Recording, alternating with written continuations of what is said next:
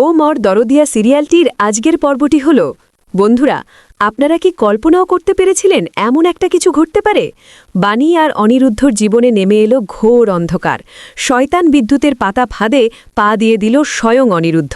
আর এদিকে মৃত্যুর মুখে দাঁড়িয়ে অসহায় বাণী। কি হবে এবার? অনিরুদ্ধকে নিজের ভালোবাসাকে চিনতে পারবে, নাকি বিদ্যুতের জঘন্য জয় হবে?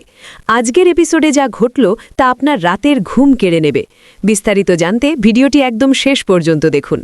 হ্যালো বন্ধুরা, আপনাদের প্রিয় সিরিয়ালে আজ এমন এক ধামাকা হলো যা দেখে দর্শকদের রীতিমতো চোখ কপালে।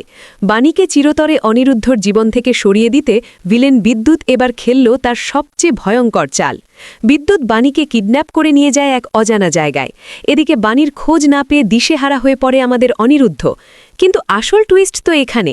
বিদ্যুৎ শুধু বাণীকে আটকে রাখেনি, সে অনিরুদ্ধর মনে বাণীর প্রতি ঘৃণা জন্ম দেওয়ার এক ঘৃণ্য ষড়যন্ত্র করেছে। যখন অনিরুদ্ধ সেই গোপন আস্তানায় পৌঁছায়, সে এমন এক দৃশ্য দেখে যা তার পায়ের তলা মাটি সরিয়ে দেয়।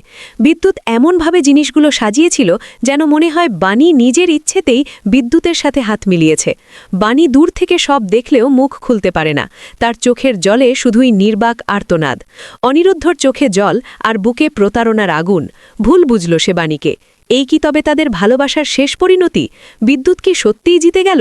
জানতে হলে আমাদের সাথেই থাকুন।